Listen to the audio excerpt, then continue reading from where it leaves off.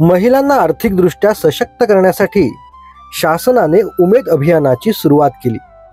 यामुळे महिलांना स्वतःवर आणि स्वतःच्या क्षमतेवरती विश्वास ठेवण्यासाठी बळ मिळालं।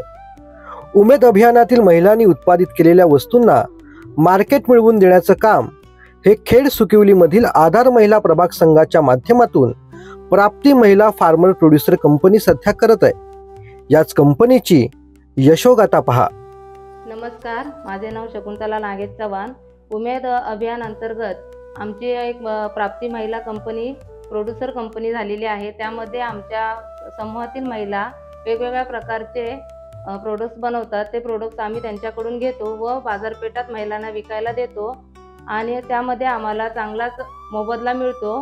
अशा आमच्या महिलांना रोजगार सुद्धा मिळते। आणि ही आमची कंपनी 8 सप्टेंबर 2023 साली चालू झाली।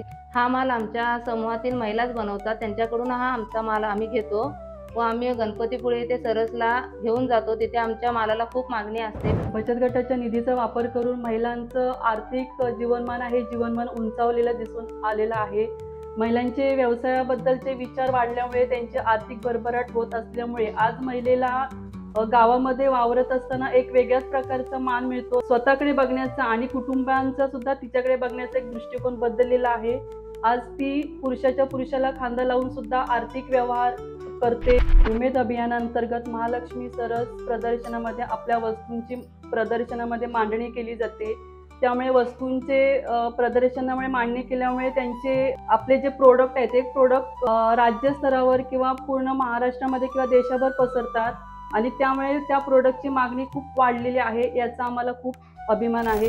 प्राप्ती महिला फार्मर प्रोड्युसर कंपनीमधून आम्ही महाराष्ट्राच्या प्रगतीसाठी हातभार लावत आहोत, याचा आम्हाला खूप अभिमान आहे। उमेद अभियानाचं हे यशस्वी वाटचालीचा मार्ग सोपस्कर होण्यासाठी आपल्याला तालुका अभियान व्यवस्थापन कक्ष खेड मदत व सहकार्य करतो। त्याचबरोबर आमचे लाडके आमदार राज्यमंत्री श्री योगेश दादा कदम यांनी सुद्धा आम्हाला वेळोवेळी आमची दखल घेऊन आमच्या कामाची दखल घेऊन आम्हाला वेळोवेळी सहकार्य केले।